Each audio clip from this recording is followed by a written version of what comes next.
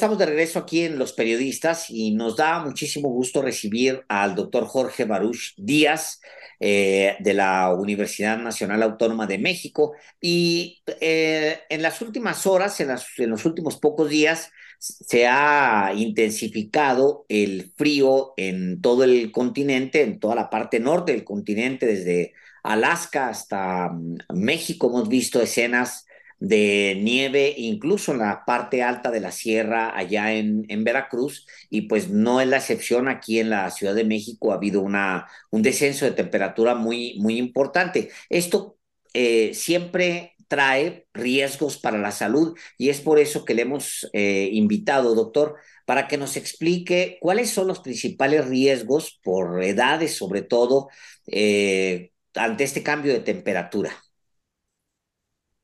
Claro que sí, Alejandro, pues un gusto estar con ustedes y compartir el auditorio. Ante estas temporadas de frío es muy importante resguardarnos, sobre todo porque nuestro sistema respiratorio se vuelve más vulnerable a menos temperatura.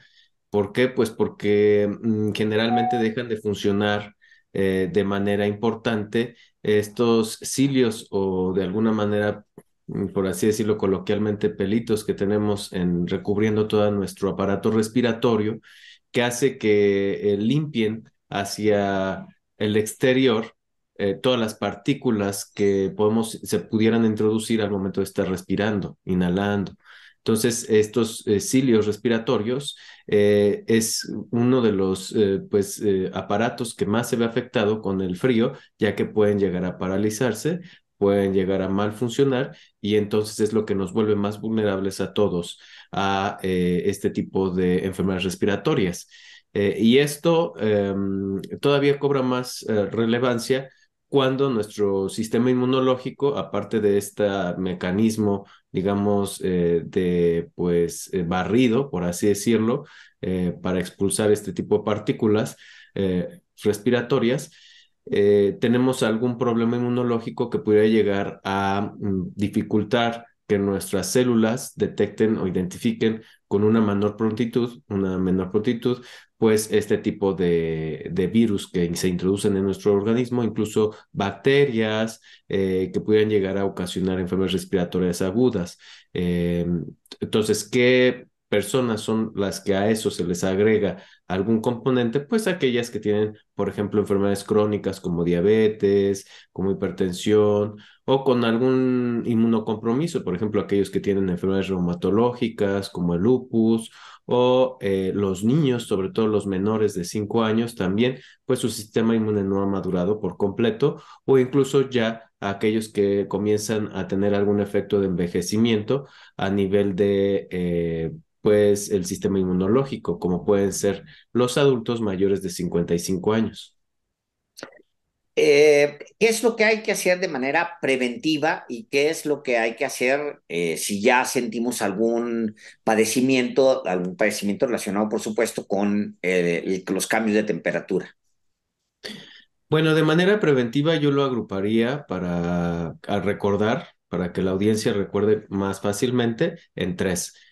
Lo que podemos hacer para evitar los cambios bruscos de temperatura, pues es abrigarnos, resguardarnos, mantenernos lejos de estos cambios bruscos de temperatura, de los extremos de temperatura, eh, vistiéndonos con más capas de ropa, es importante, evitar las áreas abiertas pues que nos expongan permanentemente a un descenso de la temperatura, a los vientos de fríos, ¿no? Entonces, esta es la primera. La segunda es controlando nuestra alimentación, teniendo una alimentación adecuada, balanceada, va a ser sumamente importante para que nuestro cuerpo obtenga los nutrimentos necesarios en caso de que nos expongamos a algún virus o alguna bacteria y requiramos recambiar más rápidamente nuestra cubierta respiratoria, por así decirlo. Entonces, recordemos que nuestras vitaminas y los minerales siempre los va a obtener nuestro cuerpo de una dieta balanceada. No necesitamos para prevenir ningún suplemento alimenticio a menos que tengamos alguna deficiencia, por así decirlo, de tipo metabólica que requiera esta ayuda extra, pero esto, bueno, ya nuestro médico nos los indicará o nuestro nutriólogo. Y también el tercer grupo de medidas que podemos tomar es las medidas preventivas de salud pública, como pueden ser la vacunación oportuna, que es muy importante. Recordar que existen por lo menos dos virus respiratorios que se pueden prevenir, sobre todo la enfermedad grave y la muerte. Enfermedad grave nos referimos a personas que requieren hospitalización y la muerte a través de la vacunación. En primer lugar, pues está el coronavirus, COVID-19, y en segundo lugar está los virus respiratorios de influenza, tipo A y B. Entonces, para esto tenemos varias vacunas contra coronavirus y tenemos varias vacunas contra influenza, que es sumamente importante que ya las tengamos al corriente, refuerzos o en el caso de influenza, pues dosis únicas de esta temporada.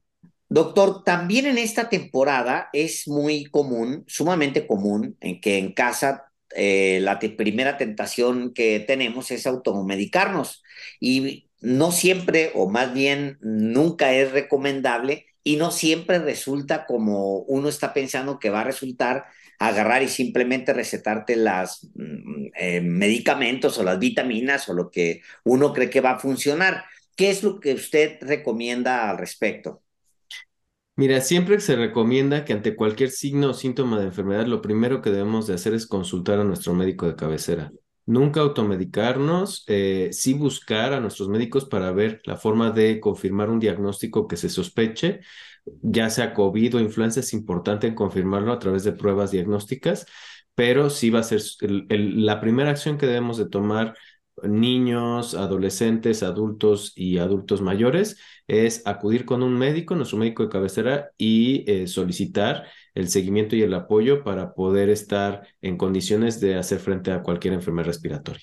Doctor, pues muchísimas gracias. Nos es muy útil platicar con usted y darle al auditorio esta información, estos tips y esta información valiosa para que se cuide y pues para que prevenga. Gracias, doctor Baruch, por estar aquí. Muchas gracias a ti, Alejandro, y saludos al auditorio. Muchísimas gracias. Buenas tardes.